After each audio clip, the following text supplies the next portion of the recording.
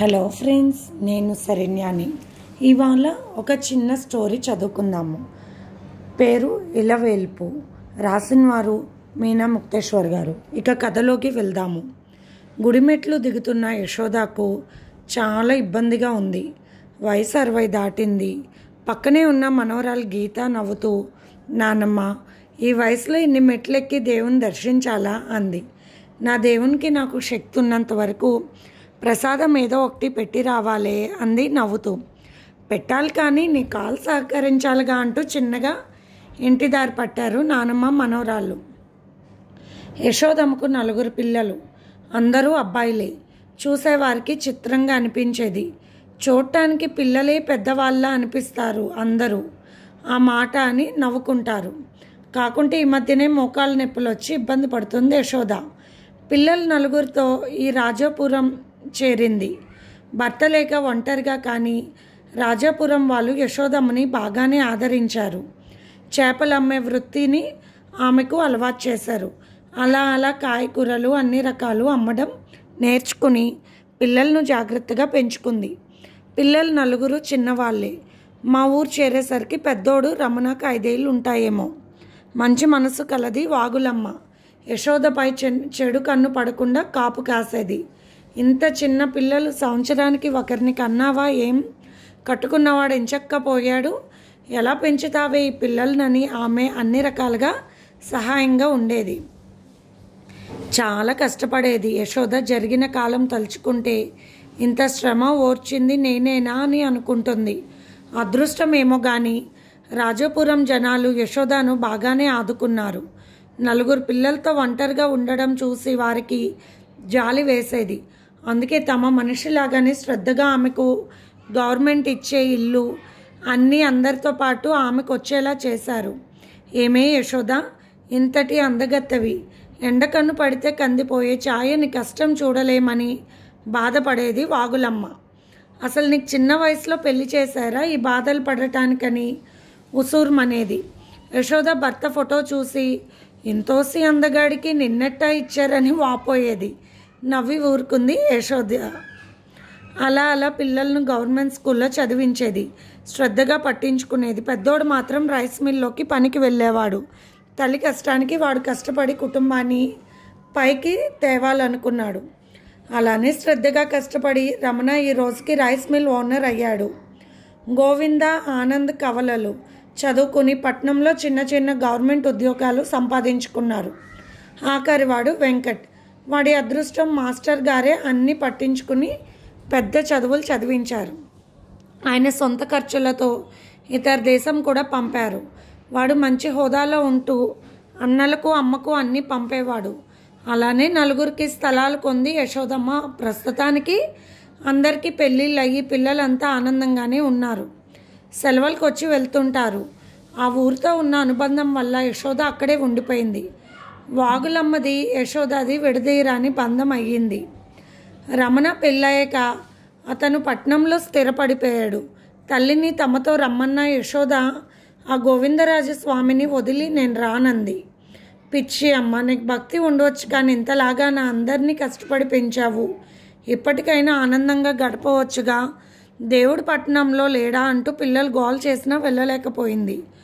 రాజాపురం చేరినప్పటి నుండి ఆ గోవిందరాజస్వామి బాగా అలవాటయ్యాడు. అతనికి రోజు ఏదో ఒక ప్రసాదం పెట్టాలంటుంది. గుడికి వెళ్ళలేకపోతే ఎవరినో ఒకరిని పంపుతుంది. పిల్లలు 4కి తల్లంటే ప్రాణం. నువ్వేం కష్టపడవద్దని కొన్నిచ్చి డబ్బిచ్చి వెళ్తుంటారు. ఈ మధ్య యశోదకు బాగుండడం లేదు. రమణ తన కూతురు గీతాని అమ్మ దగ్గరే ఉంచాడు. గీత 10వ తరగతి పూర్తి చేసింది. సెలవులని నానమ్మ చెంత చేరింది. మనవలకు మనవరాలకు నానమ్మ అంటే చాలా ఇష్టం. ఆమె వండే చేపల పులుసు అంటే మరీ ఇష్టం. ఓపిక లేకపోయినా పిల్లలకి ఏదో ఒకటి వండి పంపిస్తూనే ఉంటుంది. అందరి ఇళ్లకు వెళ్ళి చూసి వస్తుంటుంది. 2 రోజులే కష్టం ఊరొదిలి ఉండడం ఆమెకు. అత్తగారంటే చాలా అభిమానం కోడలకు.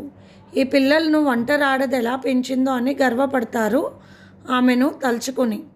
అక్షరం రాని యశోదమ్మ పిల్లల్ని మంచిగా పెంచిందని చెప్పుకుంటారు. వెంకట్ 2 ఏళ్ళకు ఒకసారి అన్న తన కుటుంబంతో సహా వచ్చి నెల రోజులుండి వెళ్తుంటాడు. వాడికి 2 కవలలు అబ్బాయిలు అందంగా ఉంటారు. పెద్దింటి పెళ్ళైన చిన్న కోడలు అందరితో కలిసిపోతుంది. వాగులమ్మ మాట్లాడుతూ వచ్చినప్పుడు తాడు బొంగరం లేకుండా ఉన్నావే, ఇంతలా కుటుంబాన్ని లాక్కొచ్చావే యశోద అని ముచ్చట పడుతుంది. అంతా మీ దయ వల్ల అక్క, మీ ఊరు దయ, నేను మరవలేనిది అంటున్న యశోద కళ్ళల్లో సన్నటి నీటి పొర కనిపించింది. అలా అలా కాలం జరుగుతూ ఉంది. ఒకరోజు గీత నానమ్మను లేపబోతే లేవలేదు. వాగులమ్మను కేకేసింది. ఆమె వచ్చి గొల్లున ఏడ్చేసింది. యశోద ఈ లోకంలో అన్నీ సాధించి పని లేదని వెళ్ళిపోయావా అంటూ రోధించింది. గీతకు దుఃఖం ఆగలేదు. నానమ్మను చూసి గర్వపడేది. ఆ రూపం రంగు ఎవరికీ రాలేదు. అన్ని బిడ్డలను పెంచిన విధం తల్లిదండ్రులు చెప్పుకుంటుంటే విని నానమ్మ అంటే దేవతనని ఆమె అభిప్రాయం. అందరూ వచ్చారు. అన్ని కార్యక్రమాలు జరిగిపోయాయి. తల్లి కోసం బాధపడుతున్న కొడుకులను వారి భార్యలు ఓదార్చారు. వాగులమ్మ వచ్చి పిల్లలందరినీ చూసి కన్నీరగింది. ఏం సుఖపడింది బాబు అని అంటుంటే, నిజంగా అమ్మే లేకుంటే మేము లేము పెద్దమ్మ అన్నారు నలుగురు. నానమ్మ కట్టుకునే చీరలు అవి చూసి దుఃఖం ఆగలేదు గీతకి. గీతకి బాగా అలవాటయ్యింది. ప్రతి సెలవులకు గీత నానమ్మ దగ్గరకు వచ్చేది. అలా ఆమెకు బాధ కలిగి తెరలుగా రోధించింది. ఇక ఇల్లు ఖాళీ చేయాలని అన్నీ సర్దుకున్నారు. అటక పైనున్న సూట్ కేసు దింపారు. తెరిచి చూస్తే అందులో పట్టులంగా ఓని చాలా బాగున్నాయి. చాలా ఖరీదైనవి. చెక్క పెట్టి నగేషీలు చెక్కి ఉంది. ఆ సూట్ కేసు గీత తీసుకుంది. ఎవరిళ్లకు వారు చేరిపోయారు. యశోద ఉండే ఇల్లు వాగులమ్మకి ఇచ్చేశారు పిల్లలు. ఆమె వద్దు అంటే, పెద్దమ్మ నీ త్యాగానికి అమ్మకు నీపై ఉన్న ప్రేమకి చిన్న కానుక మాత్రమే అని అప్పగించి వెళ్ళిపోయారు. కొన్ని రోజుల తర్వాత గీత నానమ్మ సూట్ కేసులోని చెక్క పెట్టి తాళం పగలకొట్టింది. ఒక ఎర్రని గుడ్డలో చుట్టి డైరీ, చెవి బుట్టలు, గాజులు, గొలుసు అన్నీ ఉన్నాయి. ఆ బట్టలన్నీ ఆ కాలంలోనివి, చాలా ఖరీదైనవి. అప్పుడు ఏమీ లేని వాళ్ళం అన్నారు. ఇవెవరివి అని డైరీ తీసి డాబా మీదకు వెళ్ళి చదవటం మొదలుపెట్టింది. కళ్ళకు కట్టినట్లు అనిపించింది గీతకి డైరీ. ఆ డైరీ కృష్ణ అనే అమ్మాయిది. కృష్ణ ఎవరు అనుకుంటూ చదవసాగింది గీత. కృష్ణకు చదువంటే చాలా ఇష్టం. 10th జిల్లా ఫస్ట్ వచ్చింది. సుబ్బరాయ శర్మ, వసుంధరాలకు 2 ఆడపిల్లలు. పెద్దమ్మాయి కృష్ణ, రెండో అమ్మాయి కన్యాశ్రీ. సాంప్రదాయాలకు పెట్టింది పేరు వారి కుటుంబం. వసుంధర ఇష్టంతోనే చదువు పూర్తి చేసింది కృష్ణ. కన్యకు ఏ చదువు అబ్బలేదు. తండ్రిలాగా పూజలు, వ్రతాలు అలా పెరిగింది. ఆ ఇంటి వంక చూడాలన్న పరమ భయం ఆ ఊరి జనానికి. సుబ్బరాయ శర్మ గారు సిద్ధాంతి కూడా. జాతకాలు చెప్పేవారు. వారితో లగ్గం పెట్టించుకుంటుంటే తిరిగే లేదని అందరికీ ఒక నమ్మకం. సుబ్బరాయ శర్మ గారి అక్క ప్రమీలమ్మ, బావ సుందరేశ్వర శర్మ గారు. వారికి 2 పిల్లలు, రామశర్మ, ప్రవీణ. రామశర్మకు కృష్ణకు చిన్ననాటి నుండే సంబంధం కుదుర్చుకున్నారు. మేనమామలాగా పండితుడు, సదాచార సంపన్నుడు రామశర్మ. మేనల్లుడిని చూసి ఆనందపడిపోయేవాడు సుబ్బరాయ శర్మ. ఆడపిల్లలను చాలా పద్ధతిగా పెంచాలని, కట్టుదిట్టాలలో ఉంచాలని సుబ్బరాయ శర్మ గారికి గట్టి నమ్మకం. రామశర్మ అంటే చాలా ఇష్టం కృష్ణకు. చిన్నతనం నుండి అందరూ మొగుడు పెళ్ళాలంటుంటే అలానే కలలు కంది కృష్ణ. రాంబావు లేకుంటే బ్రతకలేననుకుంది. అంత గాఢంగా మనసులో ప్రేమించింది. అనుకున్న గడియ రానే వచ్చింది. రామశర్మకు కృష్ణకు పెళ్లి నిశ్చయించారు. కృష్ణ మనసంతా ఆనంద పరవశమే. ఊహలలో తేలియాడుతున్న కృష్ణను వసుంధర పిలిచింది. నీ స్నేహితులు వచ్చారే అని. అంతా రెడీ అయి వచ్చారు. అప్పుడు గుర్తుకు వచ్చింది గోవిందరాజస్వామి వారి ఉత్సవం ఆఖరి రోజు. అందరూ వెళ్దామనుకున్నారు. అమ్మను అడిగితే వద్దు, రేపు పెళ్లి కూతుర్ని చెయ్యాలంది. అమ్మను బ్రతిమలాడి స్నేహితురాలతో గుడికి బయలుదేరింది కృష్ణ.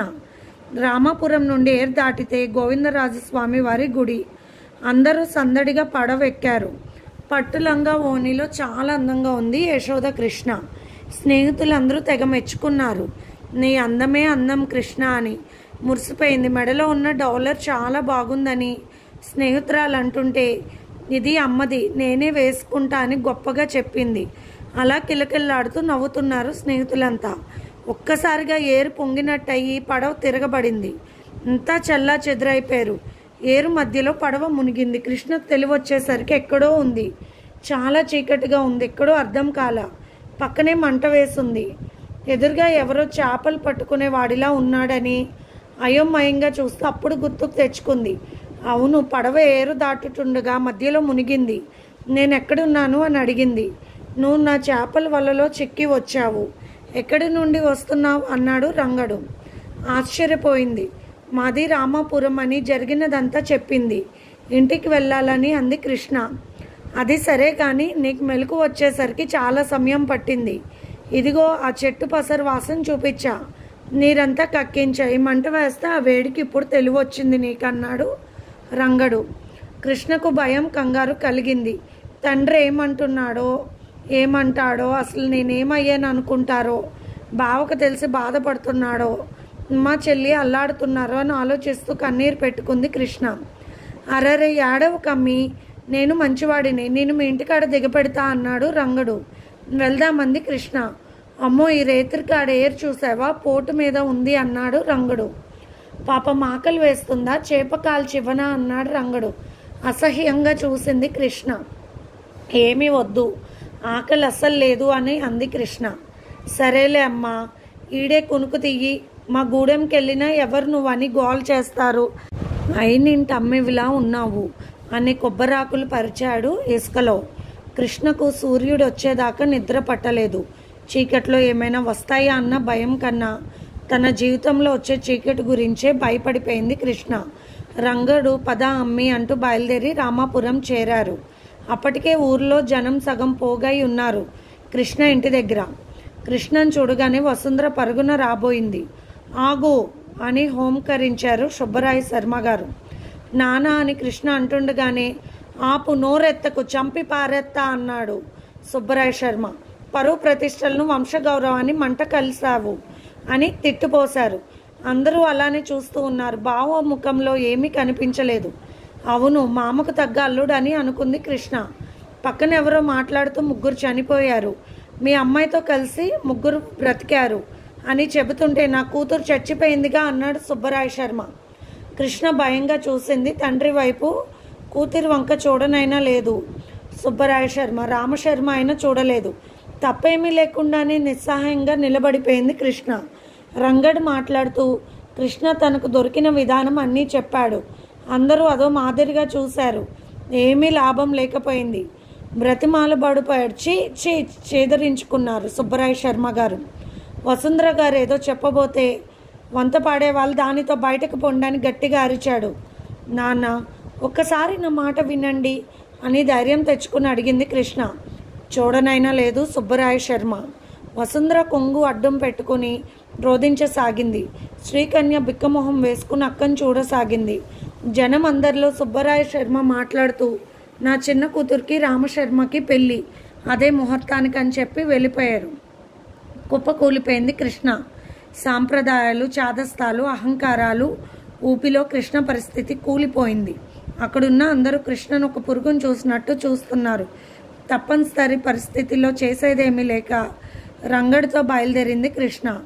తను ఎంతో అపురూపంగా చూసుకునే నగేషీల పెట్టి కూడా కృష్ణ దగ్గరగా విసిరేశారు సుబ్బరాయ శర్మ. దానితో పాటు కొంత డబ్బు కూడా విడిచి వెళ్ళారు. ఆ పెట్టి పట్టుకున్న డబ్బు అక్కడే వదిలేసింది కృష్ణ. పడవెక్కి వెళ్తున్నారు. ఆ చెక్క పెట్టి తెరిచి అందులో ఉత్తరాలు రామశర్మ రాసినవి ఎట్లో విసిరేసింది కృష్ణ. కృష్ణ కూడా నీళ్ళల్లో దూకపోయింది. రంగడు ఎందుకు అలా చేయకూడదని బలవంతంగా ఎవరు చావకూడదు, భగవంతుడు ఇచ్చిన కాలం బ్రతికి తీరాల్సిందే అని చెప్పి తన కథను చెప్పాడు. రంగుడికి చిట్టమ్మకు పెళ్ళై 5 సంవత్సరాలు అయిందంట. 4 పిల్లలతో. కానీ చిట్టమ్మ బ్రతికి లేదు. నా వల్ల ఇదంతా జరిగిందని ఏడ్చేశాడు. 3వ కాన్పు రాకూడదంట. డాక్టర్ అమ్మ చెప్పింది. మామ, అందుకే నువ్వు ఆపరేషన్ చేయించుకో అని చెప్పింది నా చిట్టి. కానీ నా నిర్లక్ష్యం వల్ల నిండు ప్రాణం పోయింది. పేదోడిని మా అమ్మకాడే ఉంచి పెంచారు. ఈ మధ్యనే అమ్మ చనిపోతే పిల్లవాడు నా దగ్గరే ఉన్నాడు. కవలలకు 2 సంవత్సరాలు. ఆఖరివాడు నెలల బిడ్డ. నా మీద కక్షతో మా అత్త పిల్లలను సాకను అంది. దాని కూతుర్ని నేనే చంపేశాను అంటుంది. నిజమేగా అనిపించింది నాకు.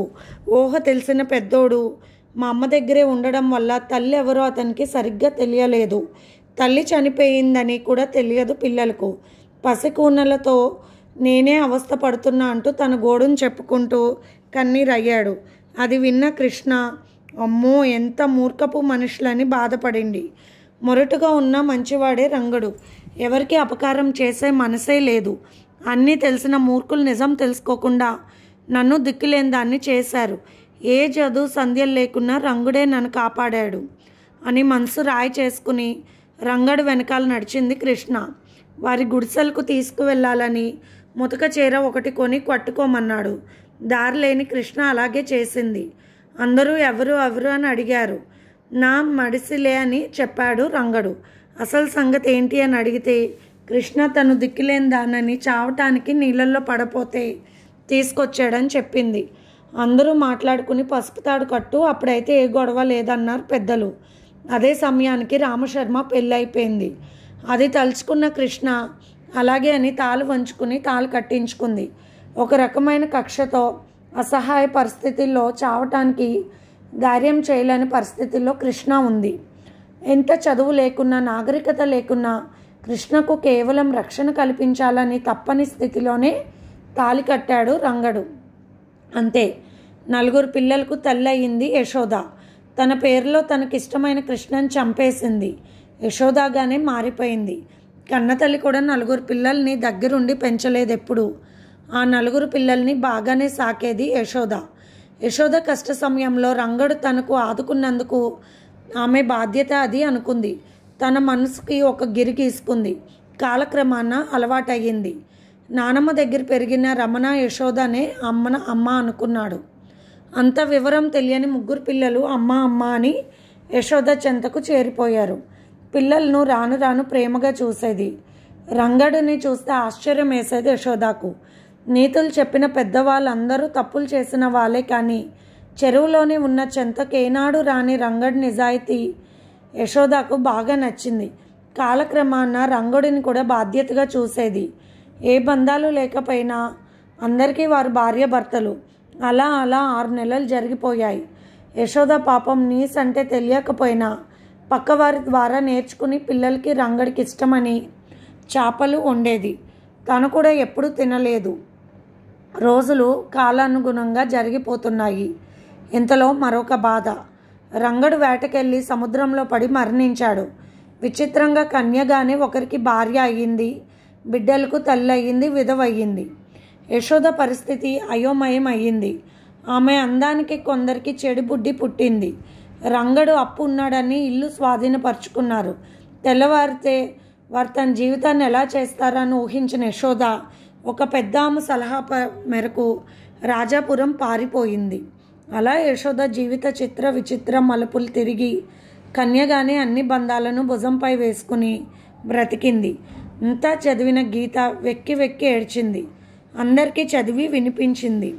యశోద చూపించిన అనురాగం ప్రతి కంట కన్నీరై నిలిచింది. ఆ తల్లికి గుడి కట్టినా తప్పులేదనుకున్నారు కొడుకులు. మా ఇంటి ఇలవేల్పు అని చెప్పారు కోడళ్ళు. ఒకప్పటి సాంప్రదాయ చక్రంలో యశోద జీవితం ఇలా ముగిసింది. అదే సాంప్రదాయానికి తల వంచి యశోదను ఒక దేవతలాగానే భావించాడు రంగడు. కథ సమాప్తం. మీకు కనుక ఈ స్టోరీ నచ్చినట్లయితే లైక్ చేయండి ఫ్రెండ్స్. అలాగే మన ఛానల్లో ప్రసారం అవుతున్న positive thoughts written by Shri Komanapalli Ganapathirao గారివి అండ్ స్వాతి ముత్యాలు రిటర్న్ బై మీనా ముక్తేశ్వర్ గారివి కూడా చదివి మీ అమూల్యమైన సమీక్షలు తెలియచేయండి. ఉంటాను.